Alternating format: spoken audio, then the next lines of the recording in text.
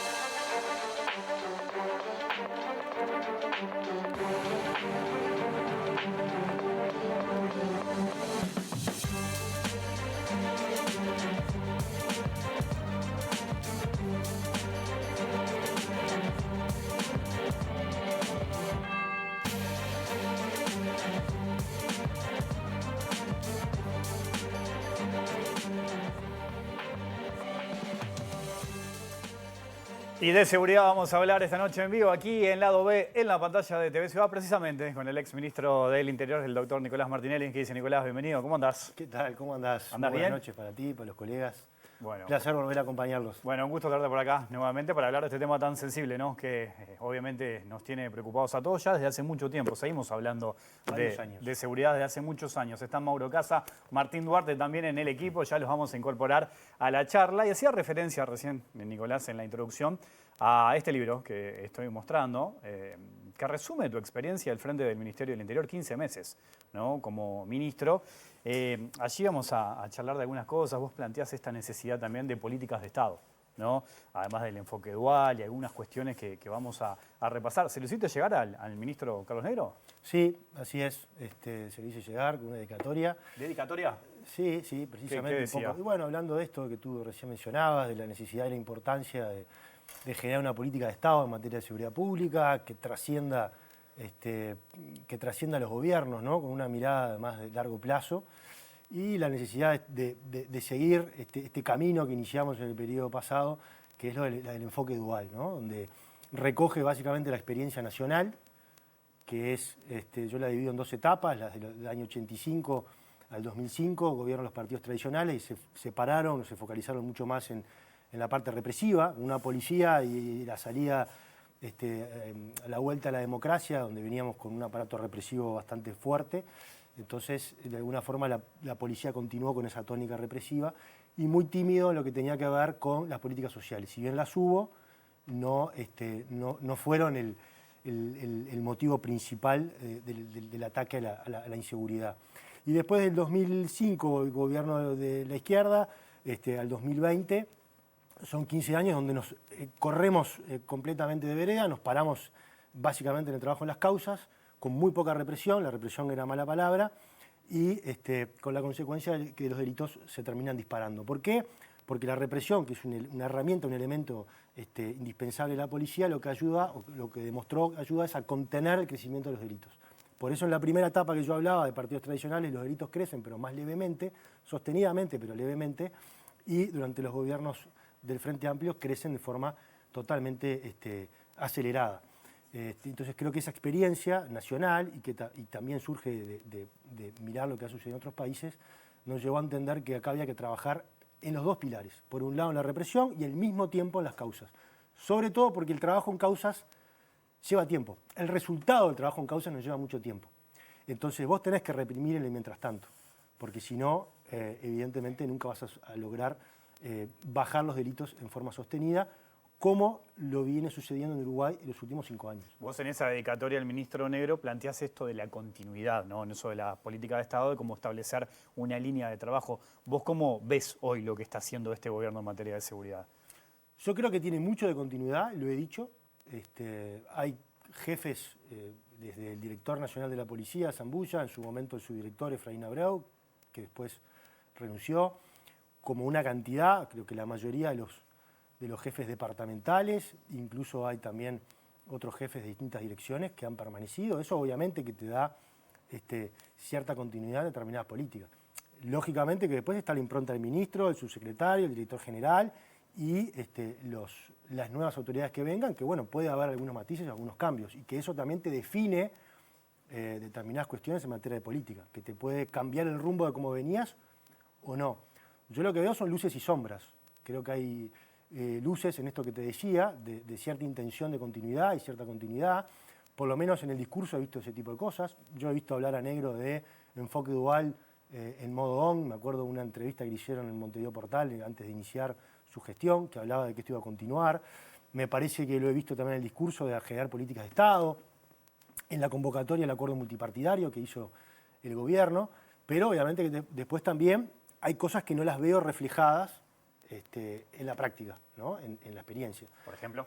Y bueno, por ejemplo, hay un llamado a un acuerdo multipartidario donde después el ministro no participa, donde la fuerza política que gobierna no hace propuestas, no presenta ninguna propuesta, donde te piden generar diálogo y tender puentes, pero cuando vos presentás tus propuestas te las ningunean o te las maltratan.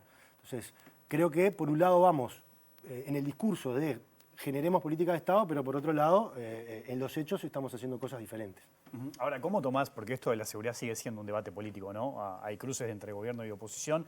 Este gobierno también dice que en el anterior administración, la de la calle Pou, hubo un avance importantísimo del crimen organizado, del narcotráfico, y que Montevideo y que Uruguay en general se vio muy complicado en materia de seguridad y que no logramos avanzar. ¿Cómo tomás esas críticas que están presentes hoy? A ver, que Uruguay tiene un problema de seguridad no es ninguna novedad. Empezó, tú lo mencionaste por arriba, hace muchos años que el problema de seguridad está instalado como una de las principales preocupaciones. Yo creo que apareció allá por el año 2008 o 2009, en las encuestas que habitualmente vemos, empezó a aparecer allá arriba de la tabla el tema de la seguridad pública. Hasta ese entonces no era uno de los principales problemas. Sin duda que el gobierno de la calle Pou no solucionó todos los problemas de seguridad. Ahora, también hay que reconocer que encontramos un país tremendamente complicado, con récord de hurtos, de rapiñas, de abigeatos, de homicidios. Su récord es el año 2018, pero 2019 es el segundo año récord. Con un crecimiento brutal de las bandas de crimen, yo le llamo crimen desorganizado, en los diferentes barrios. Con un crimen desorganizado uruguayo que aprendió mucho de crimen de las bandas internacionales, y eso es reconocido por el propio gobierno de Frente Amplio, cuando puso en prisión narcos pesados de otros países y los hizo convivir con los uruguayos.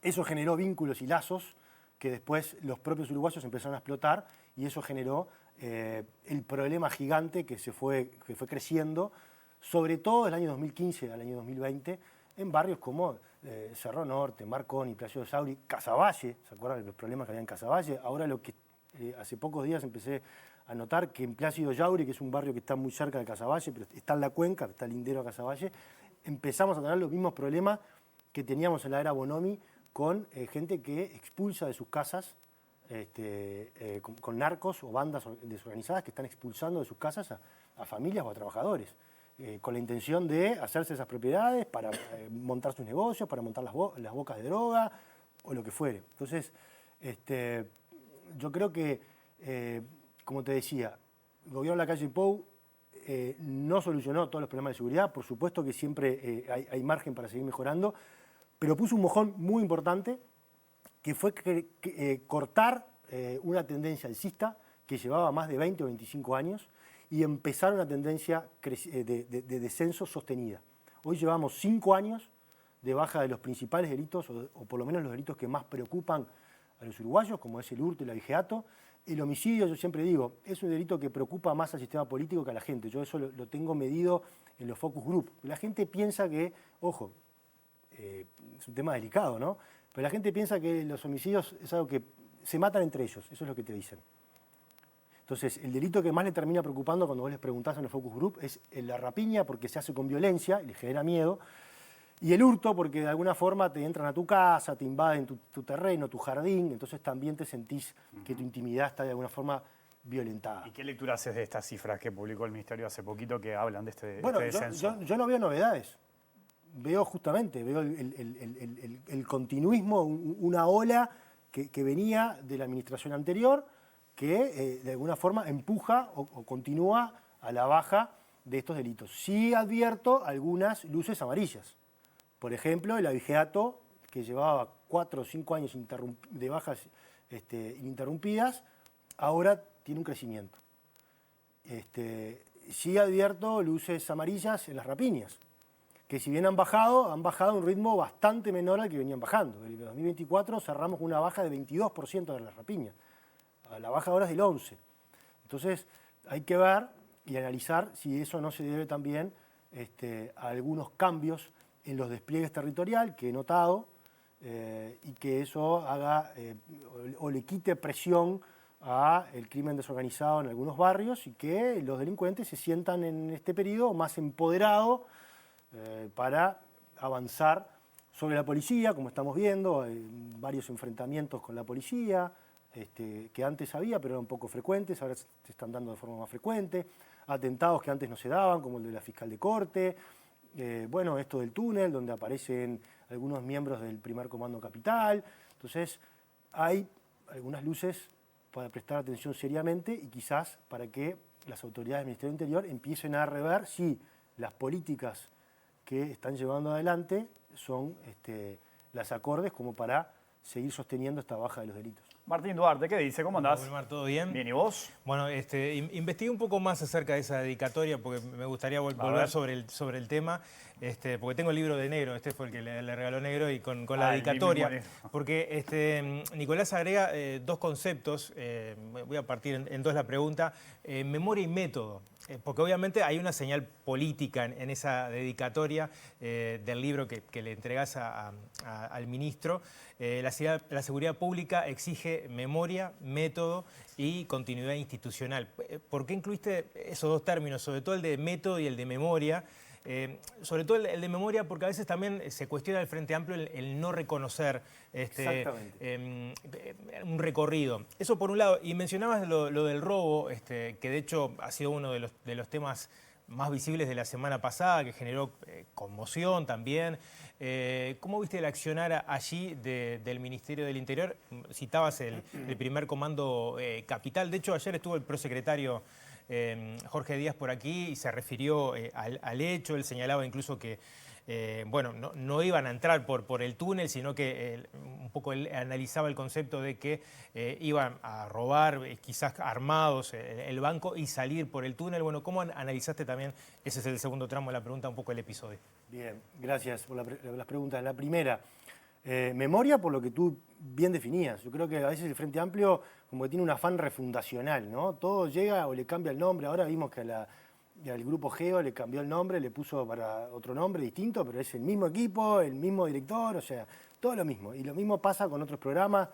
Ahora me dijeron que también están por refundar el programa Barrio Sin Violencia. Capaz que le cambian el nombre, le ponen otra cosa, pero es lo mismo. Entonces, un poco apuntaba a eso, ¿no? A tener memoria, a reconocer lo que se ha hecho bien y a sostener lo que se ha hecho bien, sobre todo las cosas que se han hecho bien basadas en evidencia. Un ministro, como decía al principio, que en el discurso hablaba de política de Estado y de políticas basadas en evidencia. Y sin embargo, hay algunos programas que basados en evidencia nos demuestran que funcionan y sin embargo vemos hoy que los están discontinuando. O por lo menos no sabemos nada de si en el futuro van a seguir adelante o no.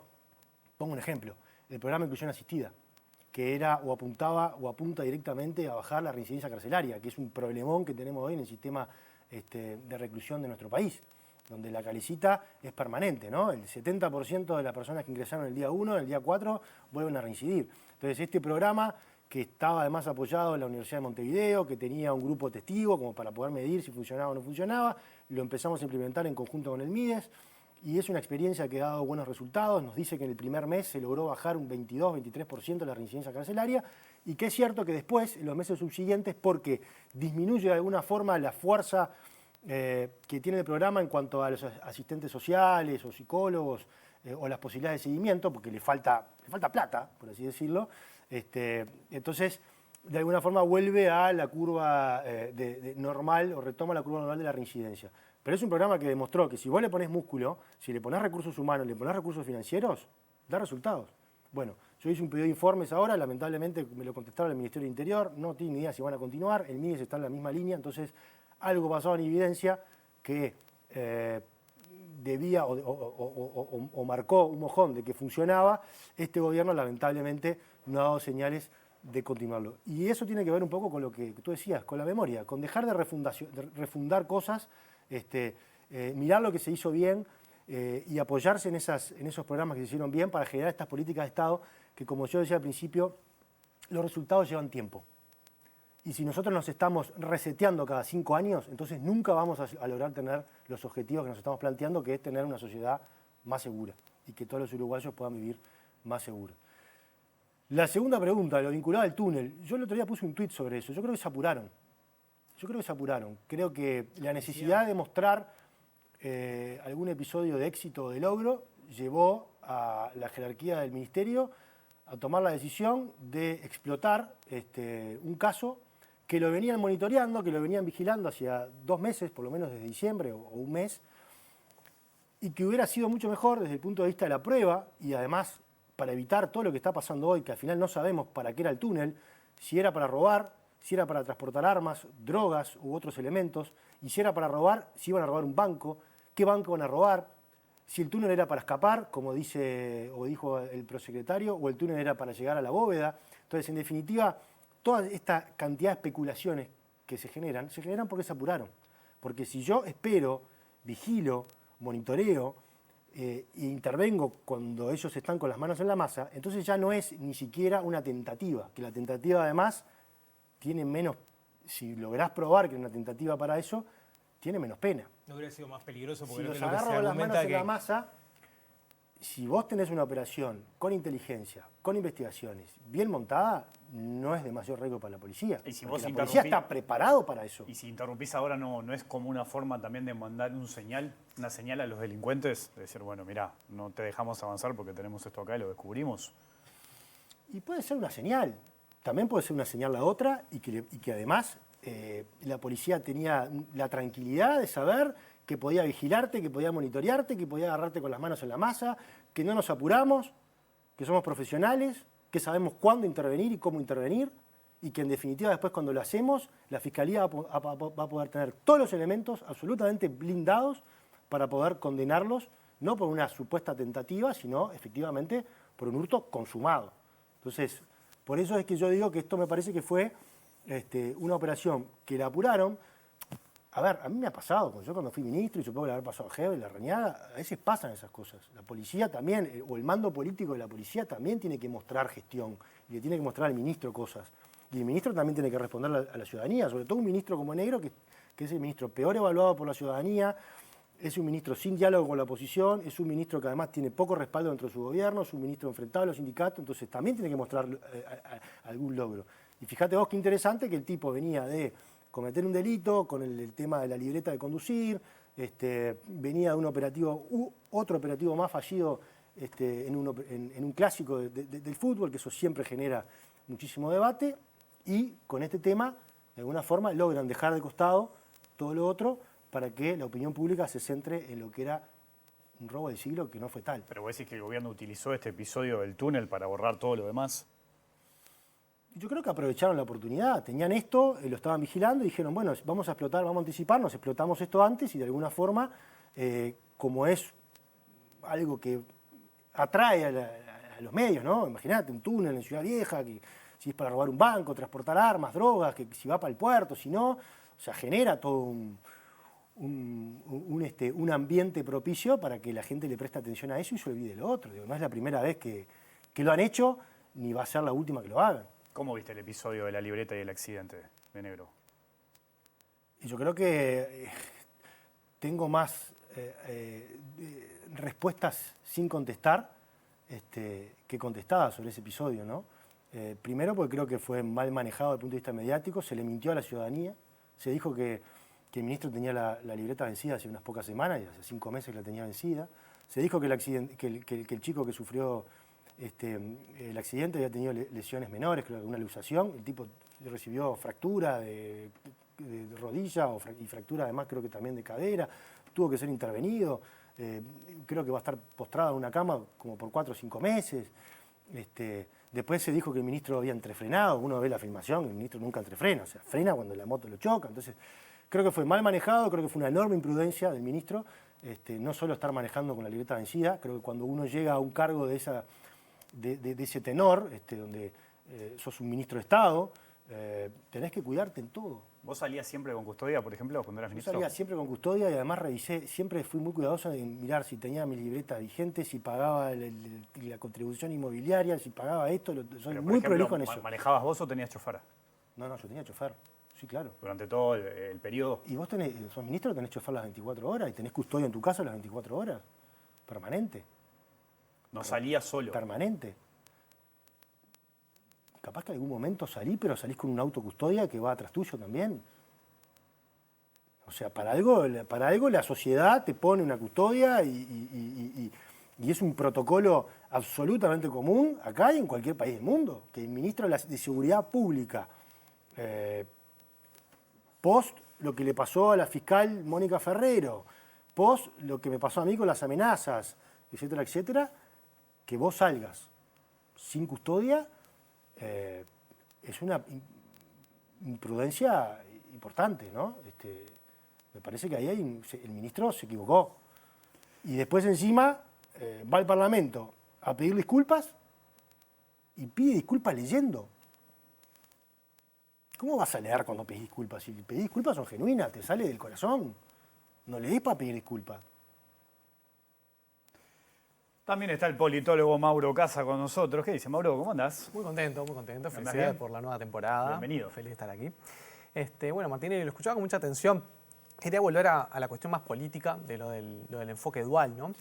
Yo al menos me permito primero una breve reflexión. O sea, yo celebro la idea del enfoque dual en el sentido de que me parece que habla de que se ha llegado a una suerte de entendimiento. Hoy en día en el sistema político son muy pocas las voces que cuestionan que el enorme problema del crimen en el Uruguay no requiera un abordaje que tenga que ver con las causas profundas del delito, la desigualdad, la pobreza extrema, y que a la vez se requiere de un aparato represivo del Estado firme, fuerte. O sea, quizá encontremos voces marginales en los extremos del sistema político que cuestionen esa mirada, pero el consenso es claro y me parece que tanto la izquierda como la derecha, cortando grueso, han aprendido que esto es así. Totalmente. Entonces me parece una idea que lo que me genera, partiendo de que esa idea está instalada, o al menos uno escucha a los actores de diversas tiendas hablar muy parecido sobre el tema, no deja de ser extraño que a nivel de la política cotidiana y del juego político y de la discusión política, quienes más saben del tema, quienes más están involucrados, quienes son más protagonistas, sin embargo, parecieran que tienen posiciones antagónicas y un nivel de muchas veces hasta de virulencia en la consideración de la gestión del adversario político, que es extraña. Yo pienso, usted fue ministro del Interior y sabe lo que eso implica, sabe que más allá del trabajo que se intente hacer, es una posición recontra ingrata del sistema político, se comen los palos de todos lados. Bueno, cada vez que hay un hecho lamentable, mucha gente pide la respuesta del ministro. Obviamente nadie quiere que suceda, pero va a seguir habiendo, bajo su gestión, bajo la gestión de Negro, bajo la gestión del próximo ministro, va a haber homicidios, va a haber hechos lamentables, va a pasar cuestiones que conmocionen a la sociedad. Entonces, la pregunta que le quiero hacer es, ¿usted piensa que el sistema político, usted como protagonista del sistema político, no tienen algo de autocrítica para hacer respecto a cómo se lleva adelante la discusión en materia de seguridad? Yo lo escuchaba ahora, usted conoce estos desafíos mejor que nadie, sin embargo, la crítica hacia la gestión del ministro Negro, que arrancó hace muy pocos meses, suele ser muy dura, ¿no? Muy mordaz, muy apuntando a que, bueno, que es un gobierno que no tiene rumbo, a que es un gobierno que no tiene plan. El gobierno convoca a formar un plan y si no convocara lo criticarían por no convocar y si convoca lo critican por convocar. Me parece que yo noto ahí una dualidad, valga la redundancia, entre el consenso que hemos adquirido como sociedad sobre lo grave de estos problemas, la necesidad de un abordaje de política de Estado, hasta ahí todos de acuerdo, pero después en la cotidiana, nada, están como parece todos buscando el tuitazo, buscando que pase, no buscando, pero bueno, esperando a suceda una tragedia para echarse de los muertos uno arriba de los otros. No sé, no hay una autocrítica para hacer ahí como parte del sistema político sobre la reacción, sobre todo en redes, sobre todo en declaraciones en los medios sobre estos temas. Bueno, a ver, capaz que sí, capaz que el sistema político debería hacer una autocrítica. Yo no voy a hablar por el sistema político en general, yo hablo por mí, y como tú decías, yo creo que, o por lo menos me gusta decir que el sistema político ha entendido que en los temas de seguridad pública nos va la vida y que es necesario generar consensos y políticas de Estado a largo plazo. Lo que pasa que... Es evidente, ¿no? Hasta el totalmente. Sí, es evidente, pero hasta el periodo anterior no se hacía. Entonces, y recién en el periodo anterior logramos acercar a la academia, empezar a trabajar con ellos. Hasta ese entonces la policía y la academia, incluso el sistema político dentro del Ministerio del Interior era muy reacio a la academia, porque la academia podía criticar cosas. Entonces logramos traer a la academia. Hoy hay muchos de los académicos que trabajaron conmigo en el periodo anterior, hoy ya están trabajando hasta formalmente con contratos en el Ministerio del Interior, y bienvenido sea. Me parece que si hay algo que le falta al Uruguay son muchos más insumos y trabajos académicos vinculados a la seguridad pública. Es muy poco lo que hay, muy poca bibliografía lo que hay al respecto, entonces bienvenido eso. Pero además le da un tono de seriedad también cuando se generan políticas, ¿no? Que esté la academia respaldando los temas. Ahora, yo creo que está laudado entre el sistema político, enfoque dual, dos caminos que tienen que ir en paralelo, la represión, como tú mencionabas, el trabajo en las causas, muy bien. Ahora, después es cómo eso se traduce en la práctica. Y ahí es donde yo veo un desfasaje, porque yo, este discurso del enfoque dual, lo llevé a la práctica. El gobierno anterior lo llevó a la práctica. Tú, después te voy a dar una copia del libro, cuando tú lo leas, te vas a dar cuenta. El MIDES, por primera vez, el Frente Amplio estuvo 15 años, creó el MIDES, junto con todo el sistema político, estuvo 15 años y el MIDES nunca tuvo una oficina dentro del sistema carcelario. 15 años, nunca. Llega el gobierno en la calle Pou, oficina del MIDES en el CONCAR, después se expandió por todo el territorio, plan de dignidad carcelaria, el INEFOP pasó de tener 200 cursos que tenía para todo el sistema carcelario a más de 2.000, o sea, el programa PIA que mencioné hoy, o sea, hubo un músculo tremendamente importante que se puso al servicio de las causas en forma real. Ahora, a mí me pasa un poco lo que yo decía al principio. Este gobierno, por ejemplo, una cosa es el discurso y otra cosa son los hechos. Queremos generar política de Estado, convocan a un diálogo multipartidario, pero no participa el ministro para jerarquizarlo, para estar ahí, para debatir. Me pareció como que fue un desplante al sistema político que el ministerio no participara, lo dije en su momento.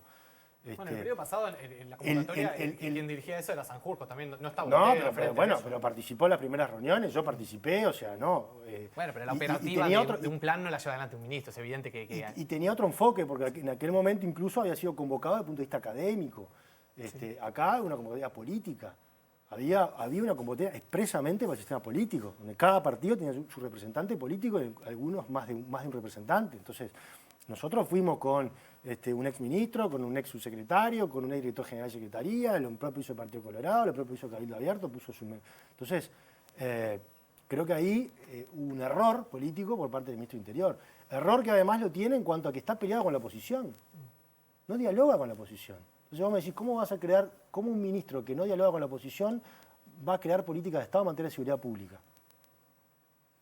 Es muy difícil. Si vos te sentás a hablar con el que está enfrente para buscar algunas soluciones a determinados temas o para buscar apoyo a determinados temas, es muy difícil.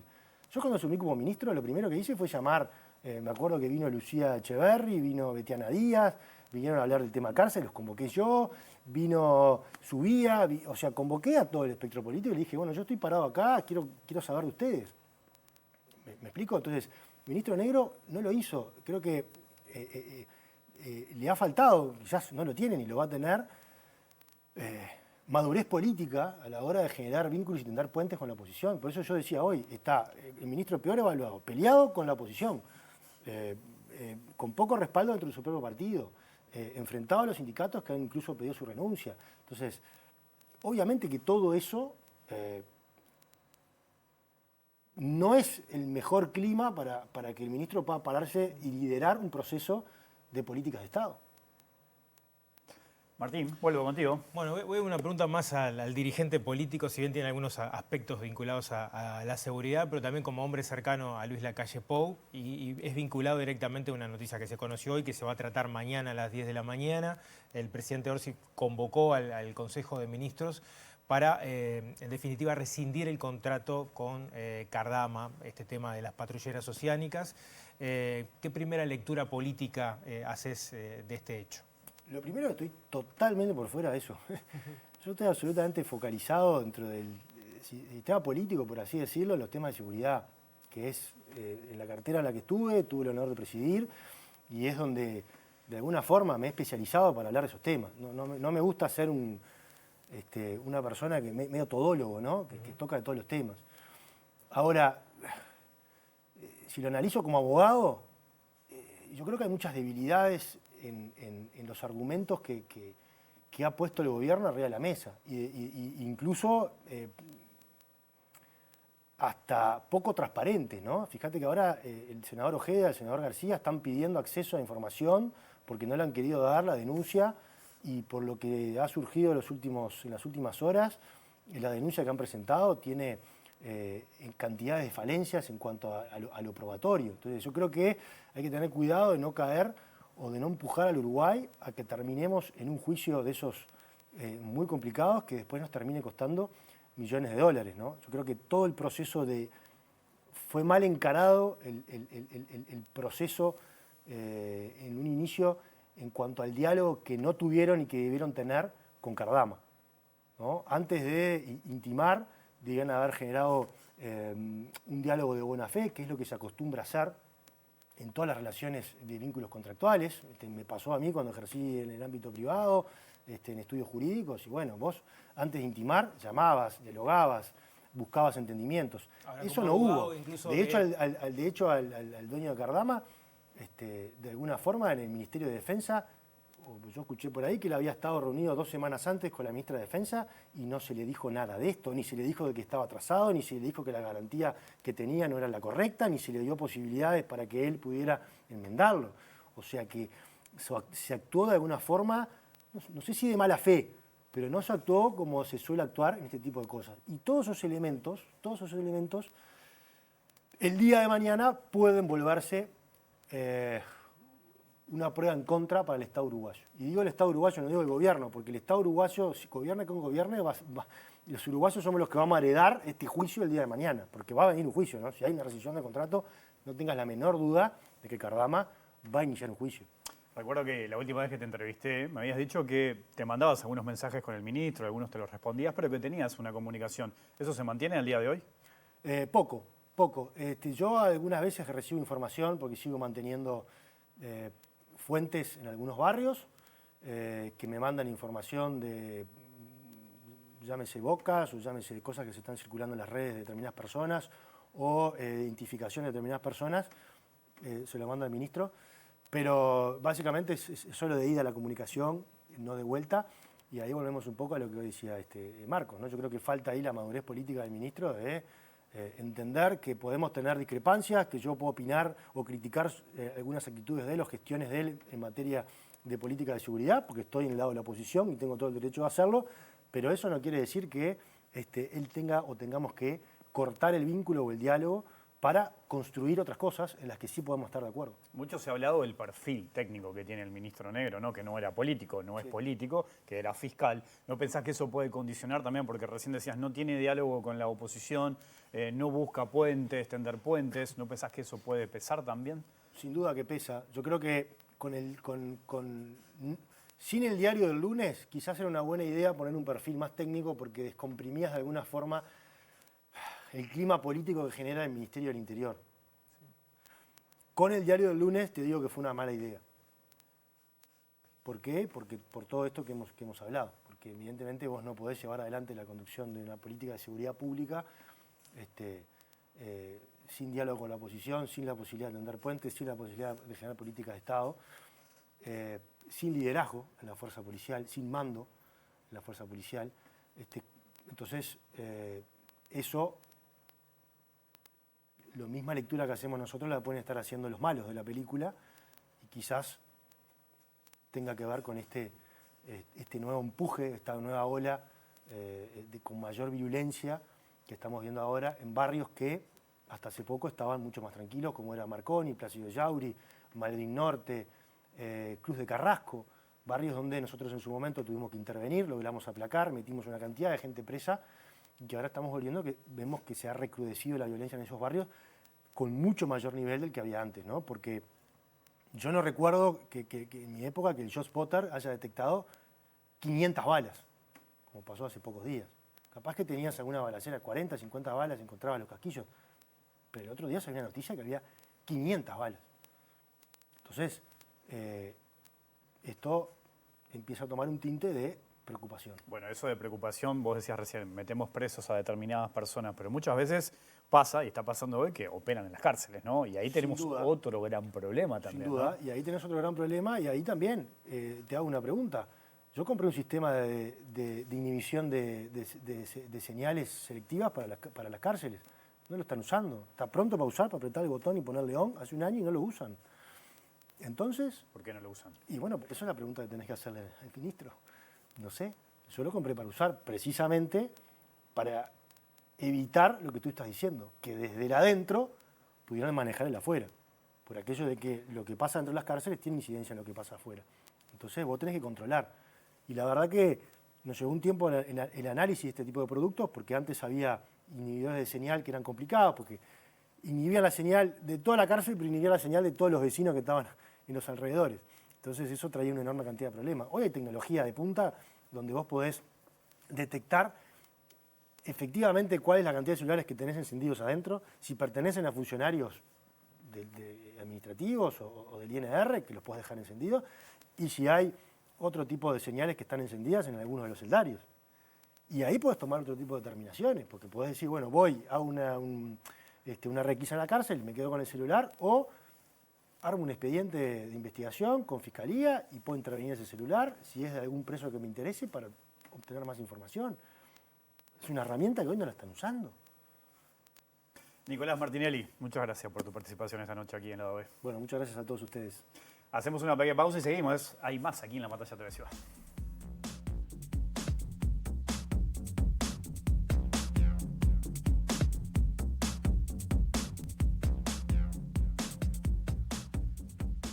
Segundo bloque de Lado B, aquí en la pantalla de TV Ciudad. Sigo conversando con Mauro, con Martín también. Bueno, recién decías, Martín, ¿no? Esta novedad que se conoció hoy, que el gobierno definitivamente va a rescindir el contrato de Cardama, de todo lo que ha generado Cardama. Ayer lo conversábamos un poco con Jorge Díaz, el prosecretario de la presidencia, que él decía que estaba, ¿no?, en ese proceso de gobierno, en definitiva, de terminar con esta rescisión. Sí, ¿no? de hecho, nos pasó a nosotros esta semana. Yo hace algunos días atrás estuve con la ministra Lasso en una actividad y bueno, había sido uno de los temas en función a esta nueva auditoría, ¿no?, que exponía algunos temas que visibilizaban justamente la situación.